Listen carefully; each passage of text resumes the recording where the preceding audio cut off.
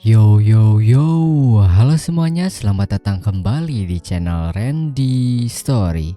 Di sini kita akan melanjutkan kembali perjalanan Raon di Habun Castle. Sebelumnya, Raon telah mendapatkan teknik baru bernama Glacia dari si api biru dan mulai bertaruh dengan si api biru. Apakah Raon bisa menguasai teknik tersebut dalam 5 bulan atau tidak? Nah, apa yang akan Raon lakukan ke depannya untuk menguasai teknik tersebut dan memenangkan taruhannya? Tanpa banyak basa-basi lagi, kita langsung aja masuk ke dalam ceritanya. Setelah acara minum-minum di bar selesai, Raon pun langsung mengajak Dorian untuk kembali ke markas. Namun sebelum mereka pergi, Yua pun berkata kalau dirinya ingin memberikan sesuatu kepada mereka sebelum mereka pergi. Ternyata Yua hendak memberikan pizza nanas untuk mereka. Raon pun berterima kasih kepada Yua atas kebaikannya itu karena sudah memperhatikan mereka. Mendengar hal tersebut, Yua pun merasa senang dan berharap mereka menyukai makanan buatannya itu. Yua juga berkata kalau mereka ingin lebih banyak, mereka bisa datang lagi kapanpun. Lalu setelah itu, mereka berdua pun pamit pergi untuk kembali ke markas. Di sisi lain, regu pengintai pun sedang berlari seperti sedang dikejar-kejar. Ternyata mereka berlari itu karena telah terjadi keadaan darurat sehingga mereka harus kembali ke kastil segera dan melaporkan semuanya kepada Milan. Hal darurat tersebut adalah para Ice Troll saat ini sedang berkumpul. Lalu kita kembali lagi ke tempat Raden yang sedang ada di kamar Raon dan Dorian. Dirinya datang itu untuk memberitahu mereka kalau mereka dipilih untuk misi penaklukan Ice Troll. Mendengar hal tersebut, Dorian pun terkejut karena misi barunya muncul secepat itu. Padahal misi pertama mereka baru saja selesai kemarin. Raden pun menjawab kalau dirinya tahu hal tersebut dan rasanya sulit untuk tiba-tiba dikirim keluar lagi untuk misi. Tapi perintah tersebut langsung dari atasan jadi tidak ada yang bisa dirinya lakukan. Mereka pun bertanya kembali kenapa sekarang. Beberapa saat yang lalu, regu pengintaian 2 telah mendeteksi sekelompok Ice Troll di dekat terowongan nomor 4. Jumlahnya sekitar 13. Tapi ada kemungkinan lebih banyak lagi yang akan muncul, jadi sebaiknya mereka menyerang para monster secepat mungkin. Lalu Milan berkata kalau terowongan keempat dan kelima tidak terlalu jauh, jadi sekalian saja mereka menyelidiki Shark Maw di dekat terowongan kelima ketika melenyapkan para troll. Selain itu, pergerakan para monster juga berbeda dari biasanya. Oleh karena itu, Milan meminta Therian untuk ikut dalam misi kali ini. Milan juga meminta Therian untuk membawa para Snow Strikers dan kelompok Wolf Mercenary bersamanya. Misi utama kali ini itu adalah membunuh para troll dan mengamankan wilayah laut utara sebelum kembali. Dan untuk regu pengintaian, Therian meminta regu ketiga untuk ikut dengan mereka karena dirinya mendengar kabar Raon berhasil mengalahkan para Shark Maw seorang diri. Jadi Therian rasa Raon akan sangat membantu dalam misi tersebut. Selain itu, Therian juga ingin melihat kekuatan dan energinya dengan mata sendiri. Raon juga sebelumnya sudah berkata akan menerima misi apapun, jadi Raden juga tidak bisa menolak hal tersebut. Lalu Raden pun berkata kepada mereka untuk bersiap dan istirahat yang cukup sampai waktu keberangkatan. Setelah Raden pergi, Dorian pun merengek kalau mereka kali ini akan mati karena belum lama mereka menyelesaikan misi pertamanya. Dorian juga bertanya kepada Raon apakah benar pedang tidak mempan untuk melawan Ice Troll. Raon pun menjawab kalau hal tersebut memang benar. Ice Troll itu hidup di iklim dingin, jadi kulit mereka keras dan tebal. Tanpa menggunakan aura di pedang maka akan sulit untuk menyerang mereka. Selain itu, mereka juga punya kemampuan regenerasi yang makin membuat mereka susah dikalahkan. Mendengar hal tersebut, Dorian pun makin pesimis karena mereka tidak punya harapan dan pasti akan mati di misi kali ini. Oleh karena itu, Dorian pun hendak membuat surat wasiat. Namun di sini Raon masih bisa tenang dan mencoba memberitahu Dorian kalau dirinya tidak perlu panik. Raon ingin Dorian menggunakan kecepatannya dan cari celah untuk menyerang, maka Dorian pasti bisa selamat. Dorian pun menjawab. Meski Raon berkata begitu, tapi kali ini Dorian tidak memiliki keberanian. Raon pun berkata kembali kalau begitu hanya ada satu pilihan untuk melawan Ice Troll tanpa merasa takut, yaitu Dorian harus bertarung melawan Raon supaya Ice Troll terasa seperti monster biasa. Mendengar hal tersebut, Dorian pun berpikir kembali lebih baik melawan Ice Troll daripada bertarung melawan Raon. Keesokan harinya, semua orang pun berkumpul di depan gerbang utama Habun Castle. Lalu Raon bertanya kepada Dorian apakah dirinya baik-baik saja, soalnya Dorian terlihat begitu lesu. Dorian pun menjawab kalau dirinya tidak apa-apa dan apa yang akan terjadi tidak mungkin lebih buruk dari bertarung melawan Raon. Kemudian, seseorang pun datang menghampiri Raon. Orang tersebut bernama Beto yang merupakan ketua dari Wolf Mercenary yang akan berangkat bersama Raon di misi kali ini. Beto juga berkata kalau banyak anggotanya yang membicarakan Raon dan ingin menguji kemampuan mereka melawan Raon. Beto tidak menduga ternyata orang yang dibicarakan itu berasal dari regu pengintaian. Lalu mereka pun bersalaman sebagai perkenalan. Setelah itu, Beto pun pergi lagi menuju regunya untuk memeriksa persiapannya karena dirinya datang ke tempat Raon hanya untuk memperkenalkan diri saja. Sementara itu, si api biru pun muncul dan berkata kalau dirinya tidak suka dengan Beto, apalagi matanya itu. Si api biru juga memperingatkan Raon untuk jangan pernah percaya pada orang yang memiliki mata ular seperti Beto. Menurut pengalamannya, orang dengan wajah dan mata seperti itu hampir selalu berkhianat. Meskipun tidak yakin, tapi Raon merasa kalau dirinya memang harus berhati-hati dengan Beto, karena Raon merasa ada sesuatu yang aneh tentang matanya itu. Untuk jaga-jaga, Raon juga harus mengawasinya selagi mereka ada di sana. Kemudian, Yua pun datang untuk memberikan jatah makanan pada semua orang. Raon yang melihat Yua disukai banyak orang pun berpikir sepertinya Yua itu semacam maskot istana di sana. Lalu Yua juga mendatangi Raon untuk memberinya daging untuk bekal Raon. Yua memberikan makanan tersebut karena itu adalah perjalanan pertama Raon. Jadi Yua ingin Raon kembali dengan selamat dan membeli makanan lebih banyak di tempatnya lagi. Lalu Terian pun muncul berbicara. Karena persiapan semua orang sudah selesai, Terian ingin semuanya masuk ke posisi masing-masing karena dirinya akan memberikan perintah terakhir sebelum mereka berangkat. Mereka semua memiliki dua tujuan di misi kali ini, yaitu menaklukkan semua Aistral dan mengamankan wilayah Gunung Stalin dan Laut Utara. Jadi Terian ingin semuanya kembali dengan selamat tanpa satupun anggota yang terluka. Di sisi lain, si api biru pun muncul dan bengong melihat ke depan sampai membuat Raon bertanya ada apa dengan si api biru. Si api biru pun berbicara di dalam hatinya kalau dirinya merasakan sesuatu dari gunung tersebut. Terasa samar tapi si api biru bisa merasakan hal tersebut. Si api biru juga sudah menduga-duga siapa orang yang ada di gunung tersebut. Namun di sini, si api biru berkata kepada Raon kalau dirinya tidak apa-apa. Lalu Terian pun mengomandokan semuanya untuk mulai berangkat menjalankan misi. Tapi sebelum berangkat, seseorang pun berkata kepada Raon yang merupakan regu pengintai. Sebelum berangkat, dirinya meminta Raon membawa barang-barang mereka. Selain itu, mereka juga mengejek regu pengintai dan berkata kalau regu pengintai menghilangkan barang tersebut maka mereka harus membayar gantinya.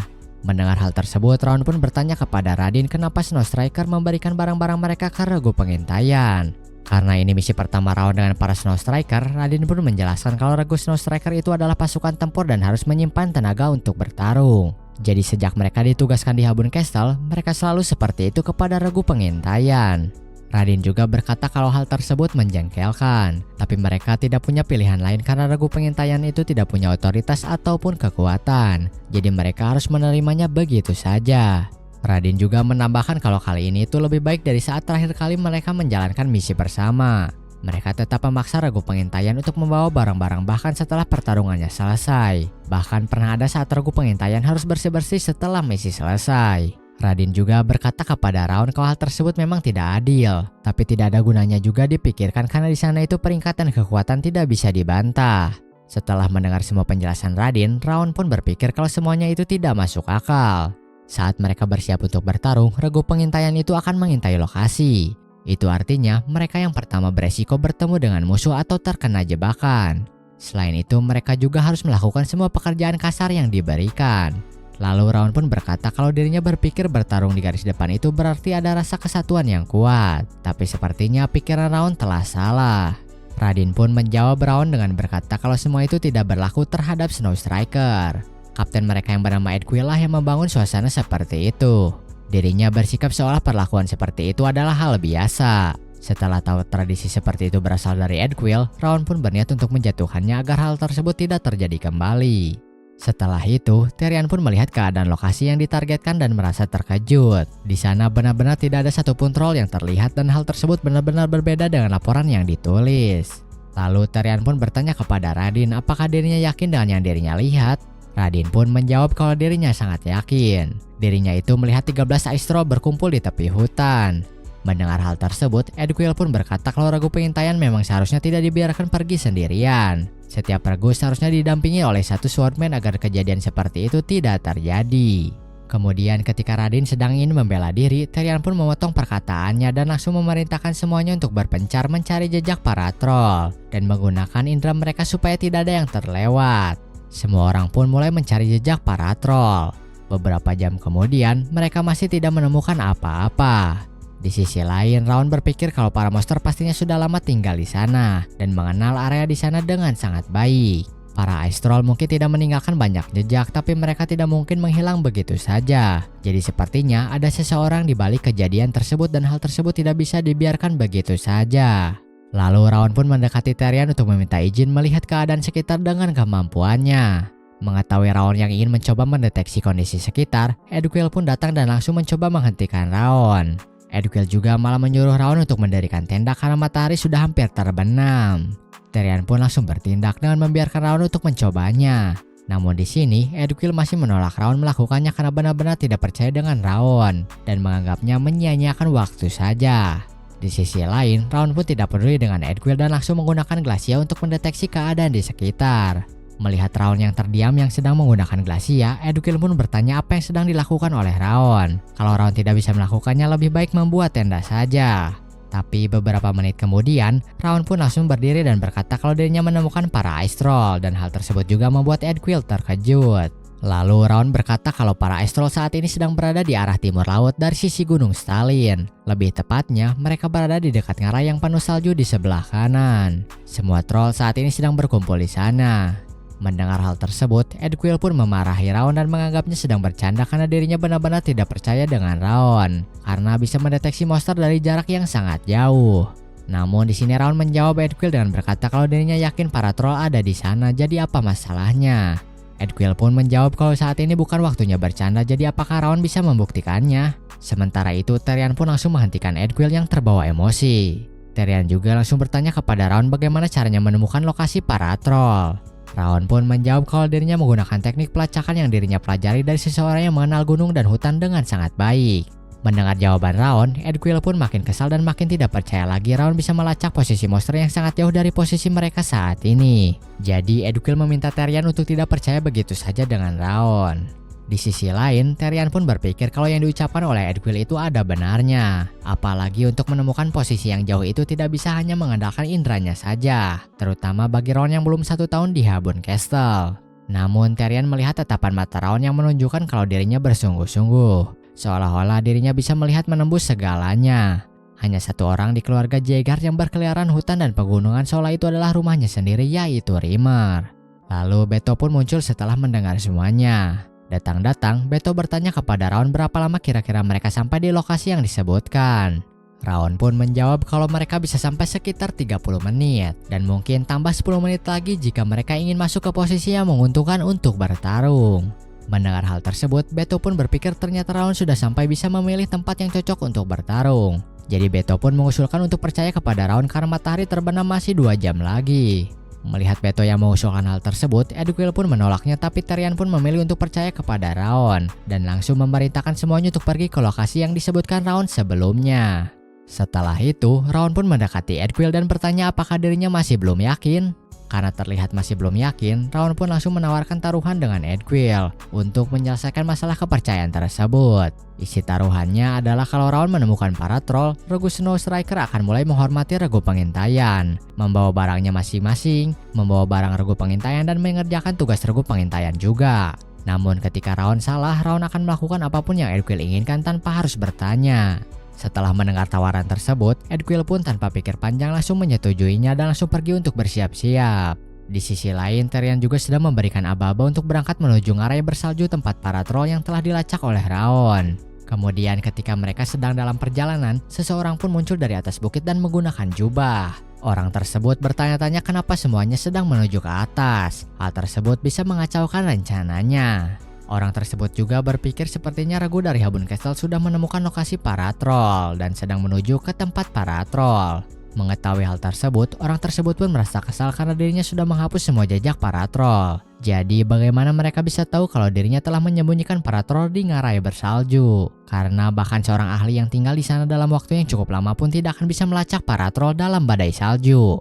Kalau dibiarkan begitu saja, Regu Habun Castle akan bertemu dengan para troll lebih cepat dari yang orang berjubah itu rencanakan dan mengacaukan rencananya. Oleh karena itu, orang berjubah pun memutuskan untuk mengalihkan perhatian Regu Habun Castle supaya rencananya tidak gagal karena kalau dirinya harus memindahkan para troll, hal tersebut sudah terlambat. Lalu orang berjubah pun mendapatkan sebuah ide untuk mengalihkan perhatian para Regu Habun Castle dan langsung mengeluarkan sebuah kepala monster yang tercampur dengan sihir hitam. Setelah itu, kita langsung dialihkan ke tempat pasukan Habun Castle yang baru saja sampai di tempat para Ice Troll. Datang-datang Edwill pun terkejut dengan yang dirinya lihat karena ucapan Raon sebelumnya itu ternyata benar kalau Ice Troll sedang berkumpul di sana. Edwill juga berpikir kalau Raon itu gila sekali dan bertanya-tanya bagaimana caranya Raon bisa menemukan para troll dari jarak yang sangat jauh. Lalu Raon pun langsung datang menghampiri Edwill dan bertanya apakah dirinya masih ingat dengan taruhan mereka sebelumnya. Raon juga berkata kalau mulai sekarang pekerjaan remeh akan dilakukan oleh para Snow Striker sesuai kesepakatan. Raon juga menambahkan dan berkata kalau Edwill pastinya akan menepati janji tersebut kan sebagai kepala regu. Mendengar ucapan Raon, Edwill pun merasa kesal tapi kekesalan itu langsung dihentikan oleh Therian. Therian juga berkata kalau semuanya itu memang sulit dipercaya tapi Raon sangat beruntung karena berhasil menemukan lokasi para Ice Troll dari jarak sejauh itu. Dan sekarang mereka harus fokus untuk menyelesaikan misinya. Therian pun langsung memerintahkan semuanya bersiap untuk bertarung. Dan yang pertama mereka lakukan adalah menembakkan crossbow ke arah para Ice Troll. Serangan tersebut pun berhasil dan membuat pergerakan para monster melambat sehingga Therian pun memerintahkan semuanya untuk maju menyerang. Dan jangan biarkan para monster bangkit lagi. Troll itu adalah monster yang bisa langsung beregenerasi kalau mereka membiarkannya begitu saja.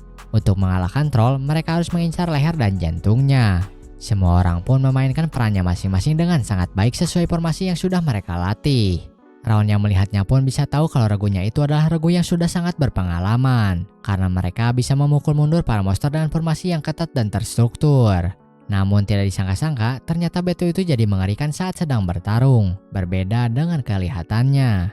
Tapi meski begitu, Beto masih terlihat tenang setelah ikut bertarung. Dirinya benar-benar menggila sekali dan membuat Raon sadar ternyata perasaan tidak enak dari Beto itu ternyata berasal dari sisi bengisnya itu. Lalu Dorian pun datang dan bertanya kepada Raon kenapa dirinya berdiam diri saja. Biasanya Raon itu akan langsung menyerbu maju tapi hari ini Raon malah diam tenang-tenang saja begitu. Raon pun menjawab kalau tugas mereka itu adalah melindungi para pengintai. Jadi mereka memang harus menjaga posisi mereka dari regu penyerang. Lagi pula, Raon merasakan kalau musuh Raon itu bukanlah para monster tapi orang lain. Di sisi lain, pertempuran pun masih terus terjadi dan regu pengintai diminta untuk mendukung yang lainnya dari belakang dan tidak langsung menyerbu. Radin juga memerintahkan bawahannya yang masih memiliki pedang untuk menahan troll dari depan dan memerintahkannya memegang crossbow untuk mengacaukan perhatian para troll. Radin pun berpikir kalau pertempurannya itu benar-benar berjalan lebih lancar dari biasanya. Hal tersebut terjadi berkat sergapan awal mereka yang langsung menghantam para monster. Selain itu, para troll juga masih belum bisa pulih sehingga mereka semua punya keuntungan yang lumayan. Semua itu juga berkat Raon. Lalu tiba-tiba, Radin pun merasakan aura yang berbeda dari arah belakang.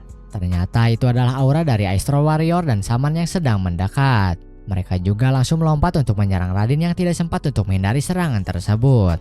Untung saja Beto dan Therian sempat menyelamatkan Radin dan meminta Radin untuk tetap fokus. Kemudian, troll Saman pun mulai melancarkan serangannya namun masih bisa dihindari oleh Therian dan Beto. Saman tersebut merapalkan mantranya dari dataran tinggi.